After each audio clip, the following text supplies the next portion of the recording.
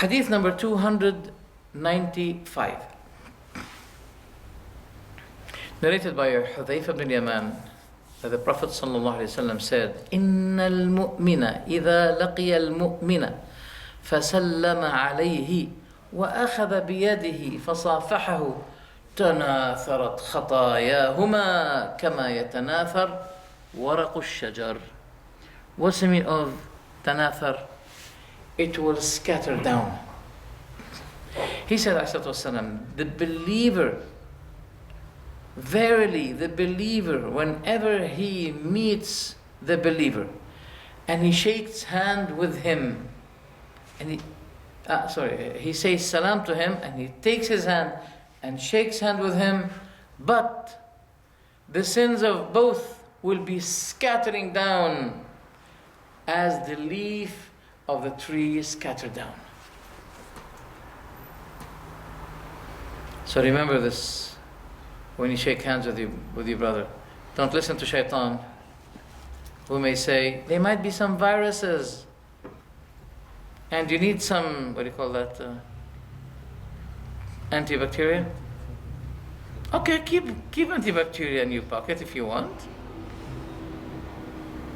Or say, since I'm going to use it afterwards, this antibacterial, let me shake hands with 100 Muslims so I'll get hasanat. But don't be deluded by the devil, who in a way or another will shackle you from giving your hand to your brothers. And that's why tawakkul is important. Tawakkul is important.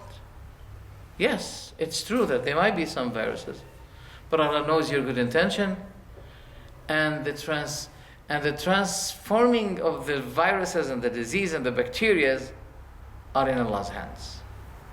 Controlled. Even those viruses are controlled by Allah. That's why it is good to remember this hadith. When the Prophet said there is no adwa, you know the meaning of adwa? What's the meaning of adwa in English? Contagion.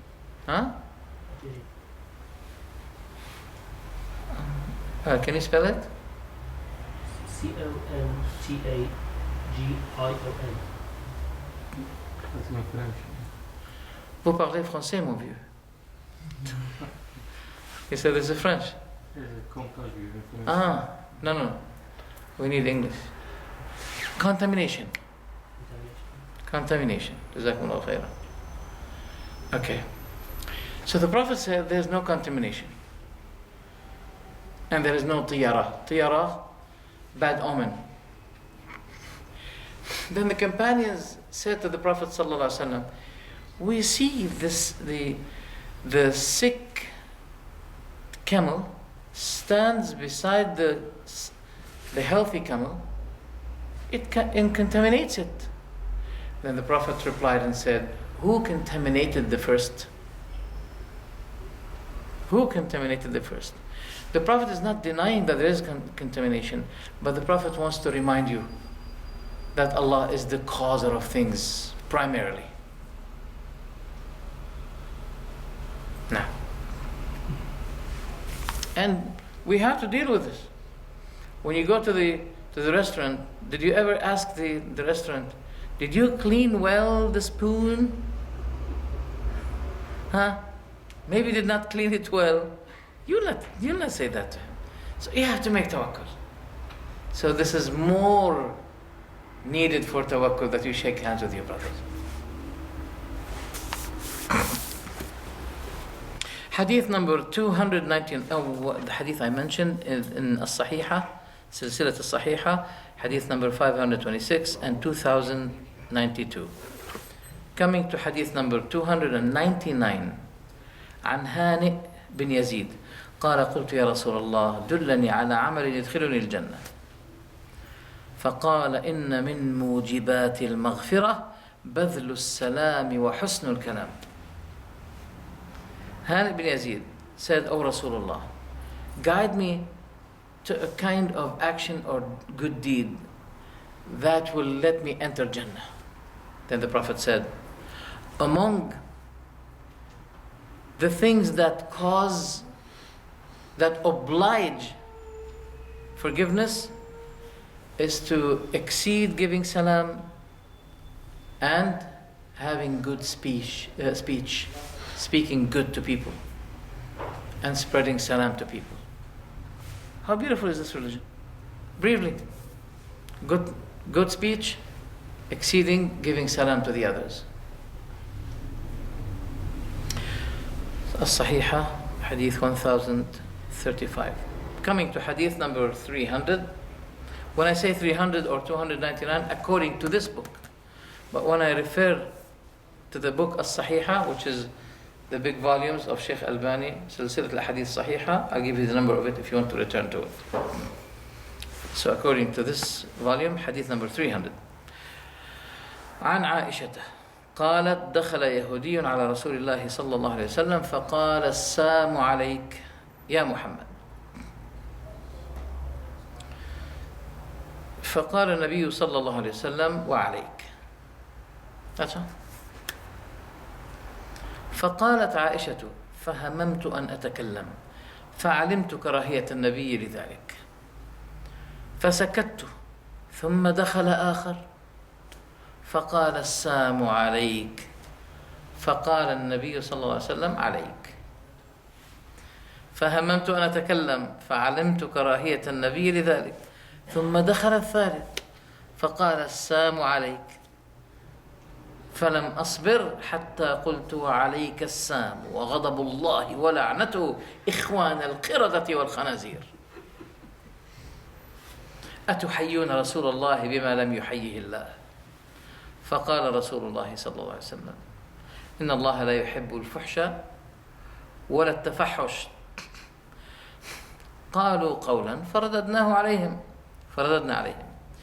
إن اليهود قوم حسد وإنهم لا يحسدوننا على شيء كما يحسدوننا على السلام وعلى آمين. There's another narration that says فإنه يستجاب لنا فيهم ولا يستجاب لهم فينا. Allah Akbar. I'll translate it. Aisha said a Jew entered on the Prophet's assembly, ﷺ. Then he said, Assam alayka. Sam means death. If you say to someone, Assamu alayk, okay, that means death. May the death be unto you. Assamu alayka ya Muhammad. Then the Prophet said, and unto you. And to you. Aisha said, I was about to speak, but I remembered the Prophet's hate to do that. She wanted to rebuttal, but the Prophet hated it. So that's why she preferred not to speak. Then another one entered and he said, Assalamu alayk. May the death be on you. Then the Prophet said, Alayk. To you. Then Aisha said, I was about to speak, but I knew the Prophet's hate to this. Then the third one entered. This is a conspiracy. The guys are coming. They made the agreement that they come and they say that. Then the third one entered and he said, Assalamu alayk. Aisha said, I could not be patient until I said, and may the sand be on you and the anger of Allah and His curse upon you, you brothers of apes and swines. Do you greet the Prophet with what Allah did not greet him with? Then the Prophet ﷺ said to her, hold on a second. Yeah. The Prophet ﷺ said to her, I don't like obscenity. Obscenity. I think you know the meaning of the word. Vulgarity. You know, evil words or bad words, bad response, shouting. He said, they said something to us, then we returned it to them. In another narration, for Allah certainly will respond our return, our call against them, while he will not respond their call against us. Then the Prophet said, the Jews are people of enviness. And they don't envy us on something more than envying us for the word as-salam and the word ameen. They envy us regarding this. الصحيحة Hadith 691. Coming to Hadith 301, عن أنس قال لما حضرت أبا سلمة الوفاة قالت أم سلمة إلى من تكلني.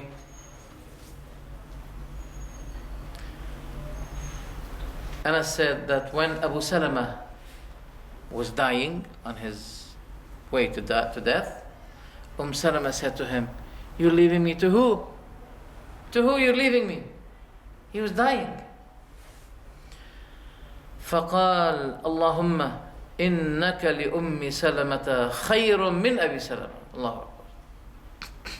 The Prophet said, "Oh Allah, you are better to Salama more than her husband Abu Salama." Look at the soft words of the Prophet, the wisdom of the Prophet ﷺ. فلما توفي خطبها رسول الله صلى الله عليه وسلم. Then when Abu Salama died, رضي الله عنه, the Prophet صلى الله عليه وسلم called her for marriage, khitbah. Then Salama said, "Oh Prophet, how can a person like you accept a woman like me? I have 3 problems. I am older than you. I have a family behind me. And I'm jealous. 3 problems. If you ever want to have marriage with a woman and she says that to you, you're going to say goodbye, looking for someone else. No way, no way." What did the Prophet say? No. He said, she said, "I am older than you." Sorry. She said, "I am old." Sorry. Then the Prophet said, "And I'm older than you." Then, regarding the family, he said, the family are dependent upon Allah and His Messenger. Lillah, al-'iyal lillahi wa li rasul. Yani he belonged, her family, to himself. What about jealousy? He said, وَأَمَّا الْغَيْرَةِ فَإِنَّنَا نَسْأَلُ اللَّهَ أَنْ يُذْهِبَهَا. In this hadith here, فَأَرْجُ اللَّهَ أَنْ يُذْهِبَهَا. He said regarding the jealousy, I'll be asking Allah to remove it. فَتَزَوَّجَهَا رَسُولُ اللَّهِ صَلَّى اللَّهُ عَلَيْهِ وسلم. Then the Prophet of Allah married her. And that was Allah's fulfillment for the Prophet's supplication. "Oh Allah, grant for Salama something better than Abu Salama." He said, "You are for Salama better than Abu Salama. You are for Salama better than Abu Salama." Now, then the Prophet married her. فَأَرْسَلَ إِلَيْهَا. He sent to her a dowry and he married her.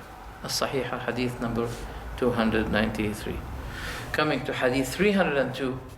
عن أبي أمامة مرفوعا إلى النبي صلى الله عليه وسلم. That's why. نعم. أن النبي صلى الله عليه وسلم قال: أنا زعيم لبيت في ربض الجنة لمن ترك المراء وإن كان محقا، وببيت في وسط الجنة لمن ترك الكذب وإن كان مازحا، وبيت في أعلى الجنة لمن حسن خلقه. Narrated by Abi Umama that the Prophet ﷺ said, "I, a guarantor for a house for a house يعني in the bottom of Jannah, in the normal level of Jannah, to everyone who abandon mira, arguing, even if he was right. It doesn't mean don't speak the truth. No. Sometimes people argue about something, it's not clear or it's not important, but you know you're right, then you leave it. And I'm a guarantor for a house in the middle of Jannah for everyone who abandoned lying, even if he was joking.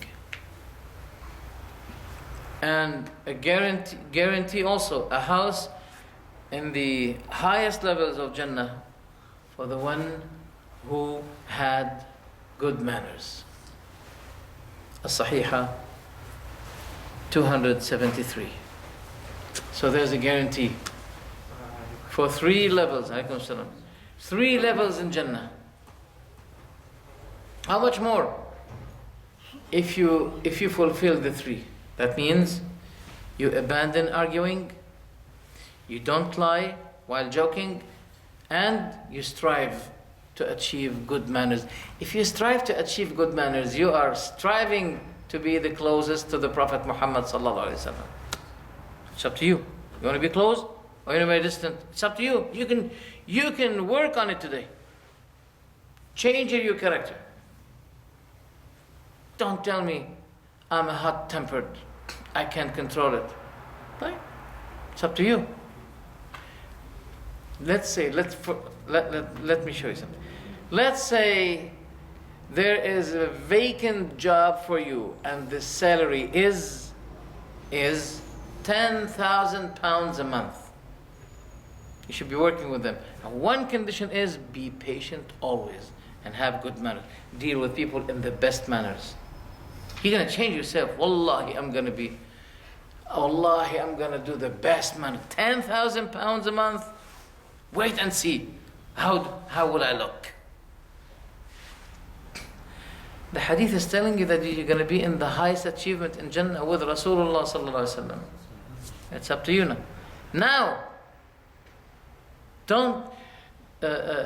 By this you can examine yourself if you are really cleansing yourself, if you are really have the greatest zeal to achieve that high achievement or not. And by this you can examine yourself. What is your relationship to the hereafter, to the matter of Jannah? Hadith 105 عن ابن عمر أن رسول الله صلى الله عليه وسلم غير اسم عاصية وقال أنت جميلة. People used to be giving their children names no matter what. So in this hadith, Ibn Umar said that the Prophet ﷺ changed the name of a woman whose name was Asiyah, disobedient. That's her name, Asiyah.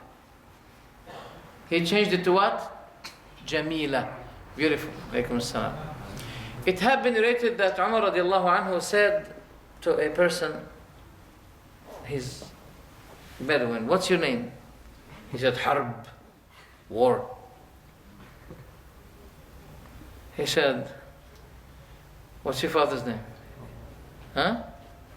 He said, fire. He said, fire. He said, from which place you are? He said, from Harrat. Harrat, I don't remember the other name. Yani, heat, fire, war.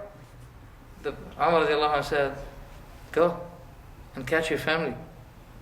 They are being burned now. The man went there and he saw his house is firing. On fire. Subhanallah. Now, so the Prophet ﷺ used to be changing names. But sometimes there are bad family names. This cannot be changed. And the Prophet did never change a family name. But a personal name, yes, he used to change. Hadith number 306. Sa'id ibn Musayyab he's a tabi'i, عن أبيه عن جده, narrated by his grandfather, أن النبي صلى الله عليه وسلم قال له ما اسمك. The Prophet asked him, what's his name? What's your name? He said, Hazan. He said, my name is sadness. Hazan, that's his name. Then the Prophet said, Anta sahl. You are sahl, easy. You are easy. He selected a name for him, which is easy. Now, الصحيحة 214. The Prophet ﷺ used to be, as we mentioned, extremely sensitive, with a very high and delightful sensibility. ﷺ. One of the people of Al-Ansar, his name was Abu Shu'aib. He used to be having a servant, a maid, and that was butcher. So he said, make food for me. I'm going to invite Rasulullah sallallahu alaihi wasallam, who will be the fifth of five. Khamis al-khamsa. Khamis khamsa. Yani by him, by his number, the others will be five. All will be five. Then he invited the Prophet sallallahu alaihi wasallam.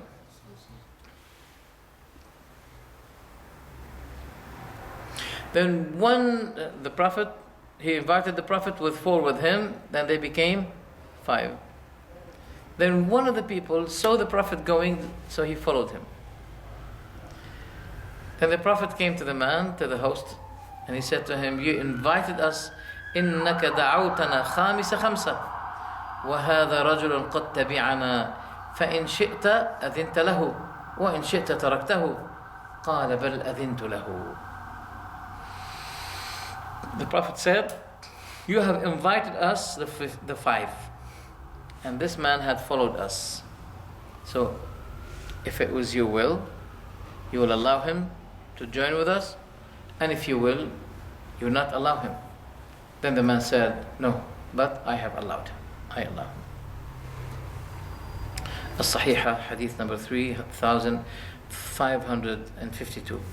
Coming to hadith number 312.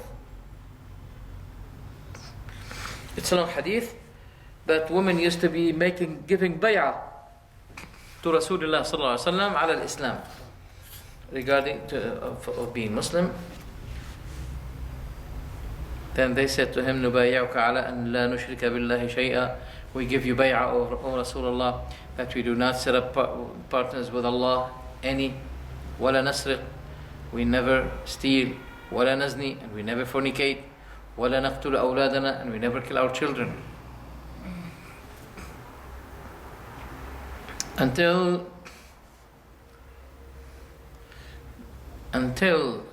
women said, okay, Ya Rasulullah, let's make the bay'ah. And they extended their hands to shake with him. Then the Prophet ﷺ said, إِنِّي لَا أُصَافِحُ النِّسَاءَ إِنَّمَا قَوْلِي لِمِئَةِ امْرَأَةٍ كَقَوْلِي لِامْرَأَةٍ وَاحِدَةٍ. He said, I don't shake hands with women. My word to 100 women is just like my word to one woman. In another narration, it says, بَايَعْتُكُنَّ كَلَامًا. I have made the bay'ah with you by speech, not by shaking hands. Some people say, what's wrong with shaking hands? We say to them, but the Prophet said, إِنِّي لَا أُصَافِحُ النِّسَاءَ. They say, yes, it is true, it's authentic that the Prophet said, I don't shake hands with women. But the Prophet did not say it is haram to shake hands with women. Who can answer that? Who can answer this? They say in the hadith, if مخيط ضرب كراسك. This is a slightly weak. هذا في شيء من الضعف في الحديث. They may say to you, this is weak. So what is the answer other than that? Yes. We follow Prophet Muhammad sallallahu alaihi wasallam, and what he does, what he doesn't go near, there's no benefit in. They will not say to you no, but they will say to you, this is not what we agree with you. This is not what we disagree with you. We agree on that we follow Rasulullah. But we say this is not haram, it's makruh. Because the Prophet didn't say you should not, but he said I don't. This could be special for the Prophet. خاصة. No. Because he said I don't say. Good. Okay. Aisha radiallahu anha said, لا والله ما صافحت يد رسول الله يد امرأة قط. طيب. Now you may still have your point of view, but let's say, okay, the Prophet didn't say it's haram to shake hands, right? Did the Prophet say it's haram to touch the breast of a woman? Just touch. Did the Prophet say it's haram to touch the hair? You know, when they say that, as if they're saying to you, sometimes people they may not realize it, as if they're saying to you there is no problem. It is makruh to touch any part of the woman's body. Can you remember any hadith now where the Prophet said you're not allowed to touch any part of the woman's body? Try to remember. Yeah, I'm waiting. Huh? No one? Okay, not only you. They will not find. And they will not find hadith that the Prophet said, I don't touch any part of the woman. So if it is makruh to touch this, you'll be obliged also to say, it is makruh to touch this. It is makruh to touch this. And so on. How about that?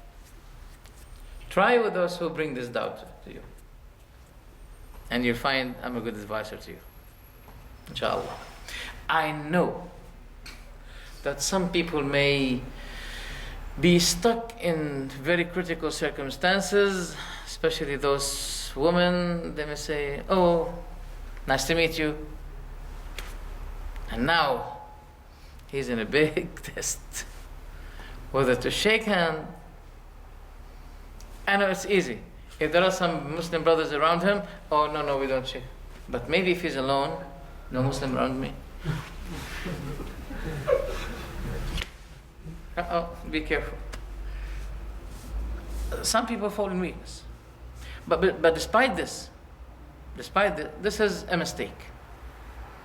But it doesn't justify to the person saying there's no proof that, and that's why this is the mistake of Hizb ut-Tahrir, by the way. That's what they said. They said hugging and shaking hands. Hugging with kissing, the normal one, just like this. I argued with them about that. They said without the intention, any bad intention, it's okay. Based on this, that the Prophet said, yes, I don't shake hands, but he didn't say you should not shake hands. It's haram to shake hands. So be careful. And you tell them, and the Prophet did not say, I don't touch woman's hair. He didn't say anything. So if you say it is allowed to touch woman's hand based on this hadith, then you'll be obliged to touch all woman's body at any time, because there is no hadith that says it's haram to touch the woman's hand. Are we saying so it's haram or it's makruh? What are we going to say? No, if he says it's makruh, then he'll be obliged to include that, everything with the woman, not only the shaking, not only touching the hand. Okay? Yes. Inshallah, it's very clear. Depends what is in mind. When you go to touch the hand, depends what his mind is. His intention is for sake of Allah or for sake of shaitan. This is Allah knows what's going on. No. If the action is wrong, the good intention does not justify the bad action. النية الحسنة لا تبرر العمل الحرام. هذا عمل حرام. Touching woman's hand, it's haram. You will not allow anyone to touch your daughter's hand and say hello, how are you? You will not allow it. My daughter. You or me or anyone. We don't allow our daughters to be shaking hands to others. I can touch my daughter. I can. Yeah, talk about stranger man, not you. Yes. No. But تسمح لي, the touch, when the man touch the women and stay a bit longer, the blood they shake they feel the women, the girls, they don't feel careful something. That's you. But me, before touching, this will happen to me. Yeah, I know, of course. I know that. Okay? طيب. الصحيحة حديث number 529. Coming to hadith 313 عن البراء بن عازب قال رسول الله صلى الله عليه وسلم يوم قريضة لحسان بن ثابت أهجوا المشركين فإن جبريل معك. He said أهجوا. أهجوا means giving them hard words, poetry. So the Prophet said to Hassan, because Hassan bin Thabit used to be a very professional poet person. So the Prophet said, give your poets against the mushrikeen and Jibreel is with you. That means also refuting, rebutting the evil words of the kuffar by speech is also another type of jihad. Because the Prophet said to Hassan, Jibreel is with you. Give your poetry. Make poems against the kuffar and mushrikeen. And Jibreel is with you. As-Sahiha, hadith number 801. The hadith right after that, in another narration, the Prophet, one second, the Prophet ﷺ said, Uhju bil-shi'r. Uhju bil-shi'r. Yani speak against them by poetry. While they're fighting the mushrikeen. While they're fighting them. إن المؤمن يجاهد بنفسه وماله والذي نفس محمد بيده كأنما تنضحوهم بالنبل. He said, the believer strives against, the disbelievers by his soul, by his property. I swear by Allah, upon whom my soul lies in his hand. It will be as if you are shelling them with arrows. When you give poems against them, when you speak against them by poems, as if you are shelling them by arrows. الصحيحة حديث 802. في رواية ثانية قالوا باللي جاوا اليهود قالوا الرسول السلام عليك. في آخر ساعة مشاو هما في حالهم. هي رواية قالت له did you hear what they say to me? قال yes I hear what but I repeat same what they say to me. Yeah, that's what I said. طيب. Hadith 317 narrated by Anas that the Prophet ﷺ said, إياك وكل ما يعتذر منه. Keep yourself away from everything that requires apology. Does the hadith say don't apologize if you made a mistake? Yes or no? No. The hadith doesn't. No. The hadith doesn't say if you make a mistake, say I'm sorry. No. The hadith is saying keep yourself away from falling in things that will cause you always to be apologetic, as I mentioned to you before. Inshallah, this is clear. So keep yourself on a straight position. Don't keep joking, lying, and speaking nonsense because when you keep joking, you will step by step, time by time, you will lose control. So you'll be always making mistakes. then you'll be always saying, I'm sorry. This is what the Prophet meant. As-Sahihah, hadith number 354. Coming to hadith 318 by Muawiyah, that the Prophet ﷺ said, إِيَّاكُمْ وَالتَّمَادُحْ فَإِنَّهُ الذَّبْحِ. Beware, be away, be cautious from praising one another. Sometimes people keep praising the other. You are, especially if he's a king, or you are, huh? Flattering. Tamaduh. Yeah, flattering is just like ghazal. Flattering. Yeah, complimenting, going, yani exceeding the limits in complimenting. So the Prophet said, the extreme complimenting and praising is in itself a matter of slaughtering. And once the Prophet ﷺ heard someone saying about someone else, he is so, and he is, and he is, and he's... Then the Prophet said, وَيْحَكْ, woe to you! قَطَعْتَ ظَهْرَ أَخِيكَ. You have already smashed the back of your brother. And he said in another hadith, I don't know if it's not here. If you see those maddahin, let's see the word maddah. Maddah. Yes, praiser. No, praiser. Eologist. Maddah. You keep praising. You are the moon and the stars around it. You are there in a very high position that no one can have this, etc., etc. The Prophet said, if you see those praisers, throw dust on their faces. فَحْثُوا فِي وُجُوهِهِمْ الرِّمَالِ. Throw dust on their faces if you see them. Now,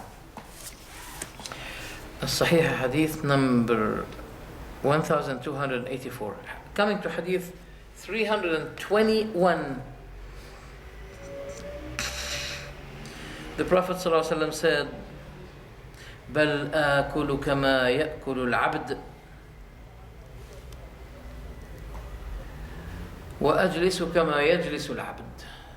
What a beautiful hadith. I eat as the slave eats, and I sit as the slave sits. And he used to be saying, Allahumma ahyini miskinan wa amitni miskinan wa ahshurni fi zumrat al-masakin. This is the humbleness of the Prophet ﷺ. He said, I eat as the slave eats, and I sit as the slave sits. As-Sahih Hadith number 544. Coming to Hadith 323, narrated by Abi Dharr. تَبَسُّمُكَ فِي وَجْهِ أَخِيكَ لَكَ صَدَقَةً. You're smiling in the face of your brother is a charity for you. وَأَمْرُكَ بِالْمَعْرُوفِ وَنَهْيُكَ عَنِ الْمُنْكَرِ صَدَقَةً. And enjoying what is good and forbidding what is evil is a matter of sadaqah. If you see someone doing bad, and say, oh brother, don't do it. This is a charity. So charity is not specifically for those who have money to give. There are many other means. There are many means other than the money. If you smile to the face of your brother, this is charity. If you encourage what is good and prevent people from the bad, this is a matter of charity. وَإِرْشَادُكَ الرَّجُلَ فِي أَرْضِ الضَّلَالِ لَكَ صَدَقَةً. And guiding your brother in the land where he is lost is a charity for you. Merely saying to him, take this way, etc. This is charity in itself. You got hasanat for this. وَبَصَرُكَ الرَّجُلَ الرَّدِيءَ الْبَصَرِ لَكَ صَدَقَةً. And supporting the man to the what do you call? Blind. Huh? Blind. Not blind, رديء النظر. Yeah. Yani short-sighted, very short-sighted. Okay? To let him view, to help him view what he doesn't view, what he cannot view.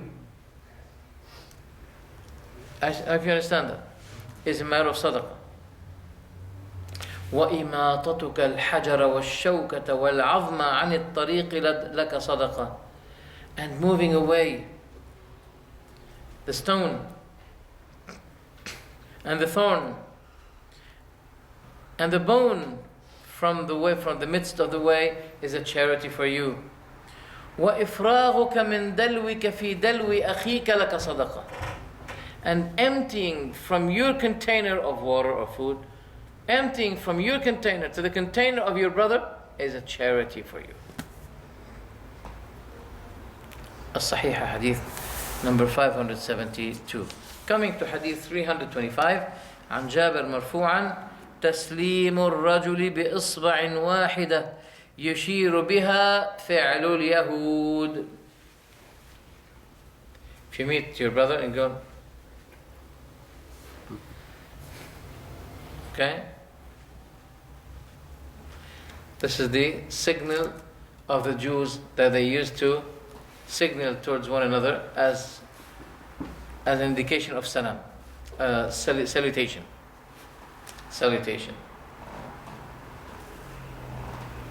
And even the Prophet ﷺ said that going like this, waving your hand as saying salam to someone, is the attitude of the Christians.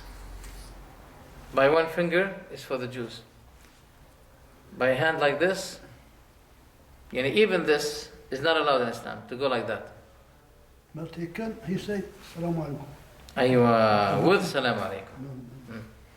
With salam alaikum. But if the person far away, you share, and you want to greet him, can't hear you. It's good. Waving hand and say salam alaikum. But showing something that you're saying salam alaikum. Not me.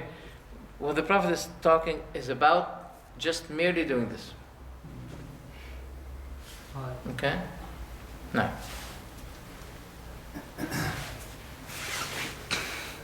Okay.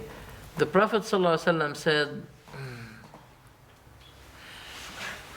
التؤدة في كل شيء إلا في عمل الآخرة. What's التؤدة? Slowingness or slowness. It's from the word slow. As if you're saying to someone who's rush, slowly.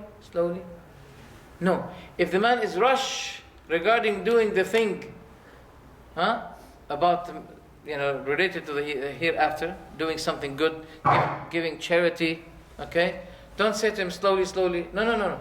Slowness is in every matter is important, except in doing something good for akhirah. There's no slowness here. It's not good. But in any other matter, yes, slowness is good. As-Sahiha, Hadith 1794. Coming to Hadith 332, narrated by Abi Hurairah radiallahu anhu. قال رسول الله صلى الله عليه وسلم خمس من حق المسلم على المسلم. 5 are of the right of the Muslim towards his Muslim. Towards the Muslim. رد التحية, returning, giving back تحية. It's wajib. وإجابة الدعوة, and responding the invitation. And especially the wedding invitation. Especially the wedding invitation. وشهود الجنازة, and witnessing the funeral. وعيادة المريض, and visiting the sick. وتشميت العاطس إذا حمد الله, and saying to the sneezing person, Yarhamukallah, if he said Alhamdulillah. And the Prophet said, if he said Alhamdulillah. As-Sahiha, Hadith number 1832. Just a reminder, all the hadith I'm mentioning are correct. None of them is weak. Coming to Hadith 340. عن أم كلثوم بنت عقبة قالت رخص النبي صلى الله عليه وسلم من الكذب في 3. Kulthum bint Uqba, she said that the Prophet ﷺ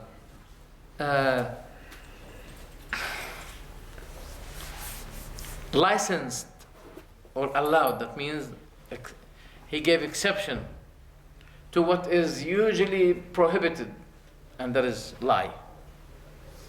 Lie is always prohibited. But now the Prophet gave 3 exemptions to this. رخص من الكذب في 3, in 3 things. في الحرب, in the war. It's narrated, I don't know if it's correct, that Ali was about to make mubaraza.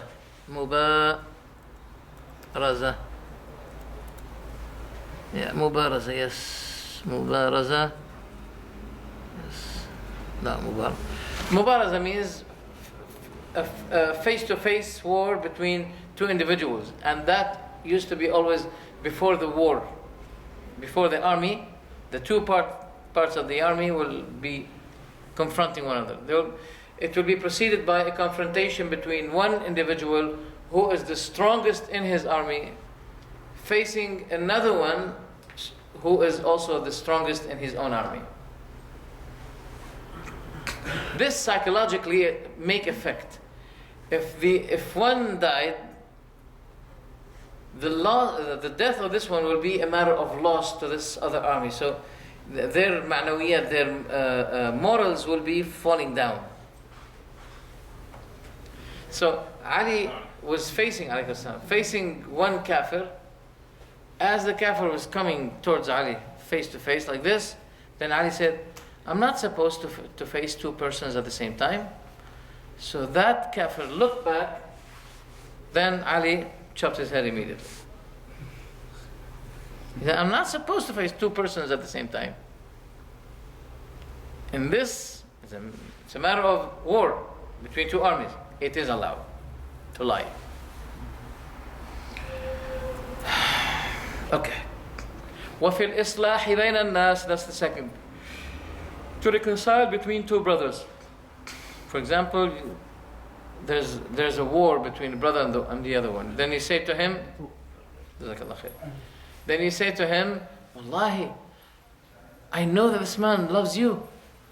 And I remember he said, I love that man. Oh, he said that? Yes, come, let's talk to him. Okay. This is not fooling. This kind of lie is allowed, but people don't do it. But they do what is worst, but they don't do this one. Now, and for silly things sometimes, you say to him, for example, in our places, how much per kilo, how much this, for example, pullover. They say, Wallahi, the capital fund of this pullover on me is 30 pounds, for example. While he bought it for 10. And he says, Wallahi.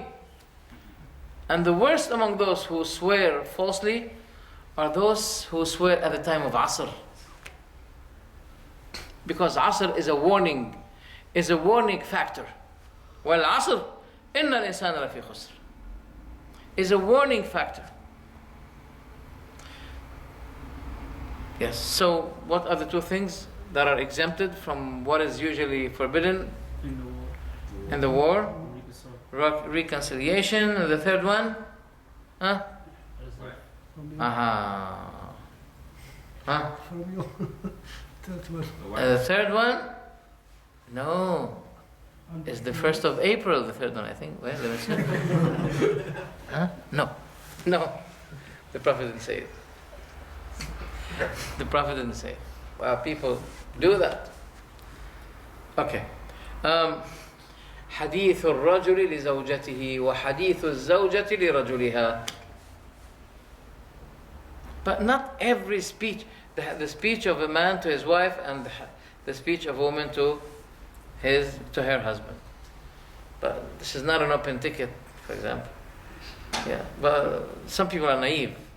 Yes, she's ugly. Say to her, you're ugly. Or, I don't love her. And the devil says to him, speak the truth. You should not lie. Don't lie. Tell her, you're ugly. Tell her you're ugly. No, you should say to her, you're beautiful. Even if she's ugly. And maybe you intend her characters are beautiful. She's good. Tell her I love you and put in your mind for the sake of Allah if you don't really love her from your heart. Okay? This is good. But let me tell you something. Among the punishments of Allah when you seek the haram is to swerve your heart from the loving of your halal. Put that in your mind. You wanna have a look at some beautiful chicks, gorgeous, beautiful woman? You wanna do that? The time will come to you, you'll be punished. You know, this is one of the worst punishments. This is a preceded, advanced punishment. Is that Allah will let you hate your wife because you loved and you desired and you kept looking at what is haram. Then you will lose the mood. You'll be losing the mood of loving your halal. Because those shaitan, people of shaitan, they don't, for example, they don't show to you, the fatty woman or old woman. No. They're always slim, young, blonde, beautiful. So they attract you to the haram. And those, and if you do that, if you fall in that, you will lose your ability of dealing with the halal. And that's a punishment in itself. Remember that. It's a punishment in itself. You'll be saying to your wife, oh, you know what? We're not happy anymore. I don't like it. You know what? Let's divorce. Hoping that you'll be having some chicks among those you have seen on the internet or etc.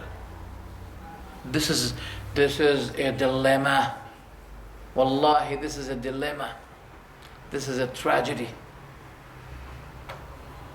So remember my word.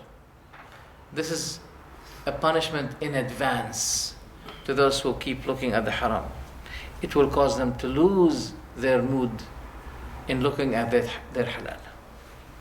And as a consequence, a lot of cases of divorce because of this. That's the second punishment. Now, so there are three things that are exempted from the prohibited lie. It's narrated in As-Sahihah, hadith number 545. Coming to hadith 341, narrated by Abu Hurairah, marfu'an, ar-ru'ya thalath. The revelation are three. Revelation, the dream, ru'ya. Now, فالبشرى من الله. The good news is from Allah. وحديث النفس وتخويف من الشيطان. So, الرؤيا ثلاث. First, the good news is from Allah. Hadith al-nafs, the speech of the soul, and the scaring of the devil. فإذا رأى أحدكم رؤيا تعجبه. If one of you saw a good dream that he likes, فليقصها إن شاء. Let him relate it if he will. وإذا رأى شيئا يكرهه فلا يقصه على أحد وليقم يصلي.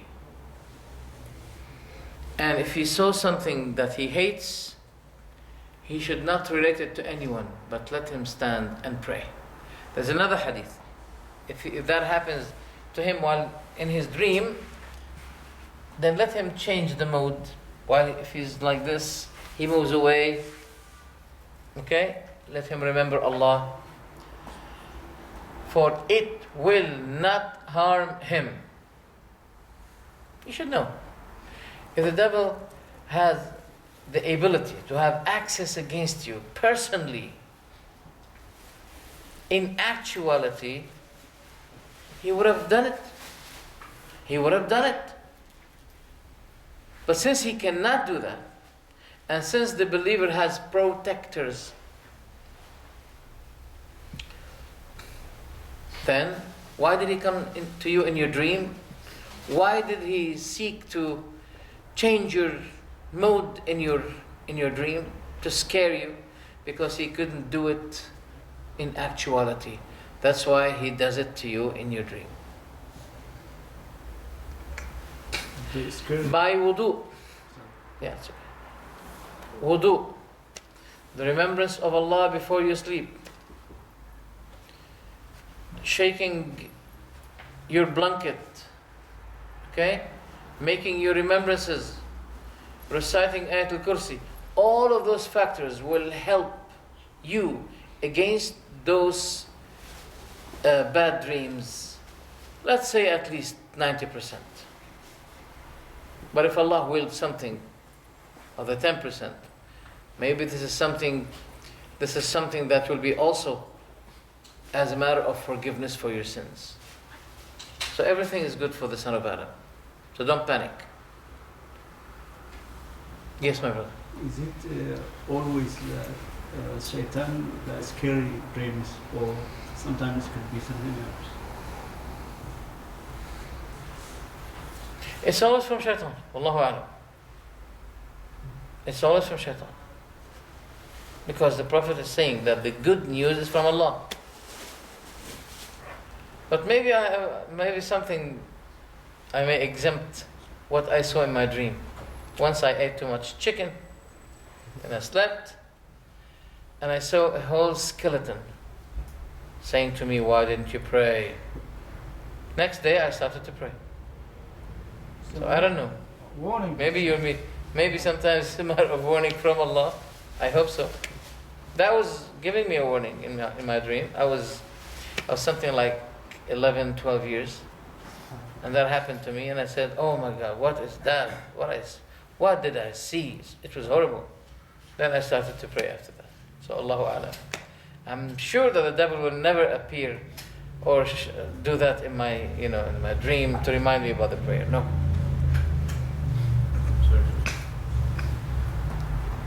As-Sahiha, hadith number 1341. Yes, my brother? You mentioned that the bad dream, that you seek refuge with Allah so that it won't harm you. Is it correct that is it possible that if you don't seek refuge with Allah, or how is it possible for it to harm you? Can you repeat your question? I was distracted. No, sir. If you have a bad dream from shaitan, If you have a bad dream from shaitan, you seek refuge with Allah subhanahu wa ta'ala so that it doesn't harm you. How would it harm you if you didn't seek refuge? Is there particular ways of... you may seek refuge with Allah, and it keeps happening sometimes. Sometimes it happens. You're about to see something, and you feel yourself, you're frozen, you cannot move, something is shackling you, and you keep remembering Allah, and then it goes. But it takes time sometimes. That happens sometimes. Okay? So basically, you make the remembrance before you sleep. Okay? Do that. Do your utmost. But if something happened, also these disturbing dreams are a matter, inshallah, of forgiveness. And Allah, after that, does what He will. Should not be shaken about Allah's promise. Yes, if you remember Allah, it will help much. But there's no guarantee that 100% you'll be prevented from that. And He may come to you in certain times where, for example, you have forgotten to remember Allah, you have forgotten to make wudu, etc., etc. Okay? Yes?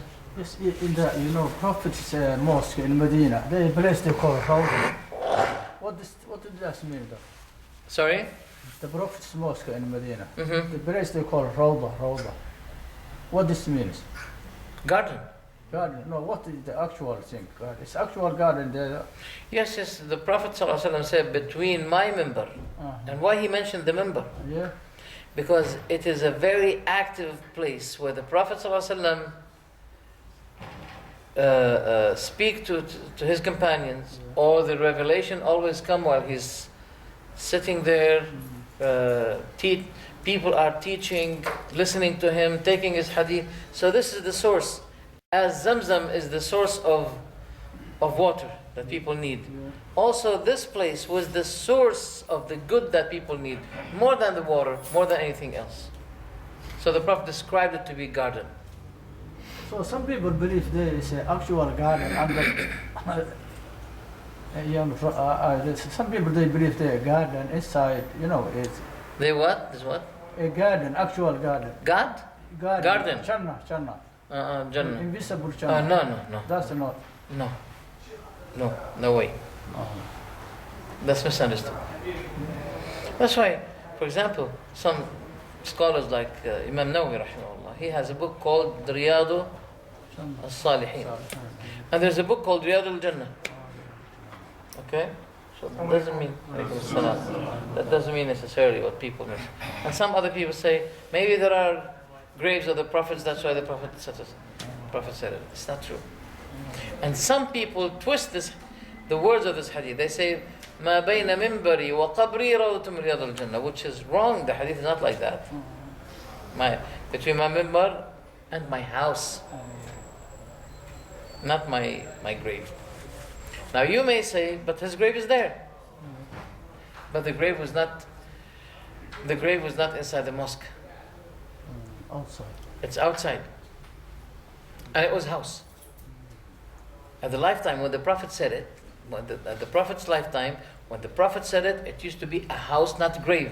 So how come people claim that between my minbar and my grave, Rawda min Riyad al-Jannah? That's not true. This is a claim. Okay? And by the way, the Prophet said, don't take the graves of your prophets and good people places of masajid, places of worship. No? So how can it be Rawda, garden, because there's a grave? Especially those Brahmi people, subhanallah, Brahmis, they say that. They say that the land that Allah blessed it, they say it's blessed because of the graves of the prophets there. It's very strange, yes. Any other question, Khalas? It's time now, I think. Yes? Aywa? You said that Muhammad said to Hassan to speak your poem against the mushrikeen. Yes. When they're fighting, and that's a type of jihad. Yes. And also, as you said, forbidding evil and joining in the good is a type of charity. Is that also a type of jihad in forbidding evil and joining in the good? Can it also be a type of jihad? You may, yes. This is also jihad. It's a type of jihad for sure. Because one of the jihad is, for example, a scholar that stands before a king and he orders him to stop, for example, an evil, and the king kills him for that. Then this is the highest kind of jihad. And the scholar didn't have sword in his hand. Okay? So what? Yes, it's a type, because linguistically, if you take it linguistically, yes, because jihad is a matter of struggle. Okay, jihad is a struggle, and Allah subhanahu wa taala said, "Wajahidu fillahi haqqa jihadi," and struggle for Allah's cause, the utmost of struggle you can. تفضل. اسمح لي يعني بحال في البلاد هذه فيها الناس كتنقل من محل لمحل. والمحلات فيهم كيكون الناس يشربوا الخمر كلهم.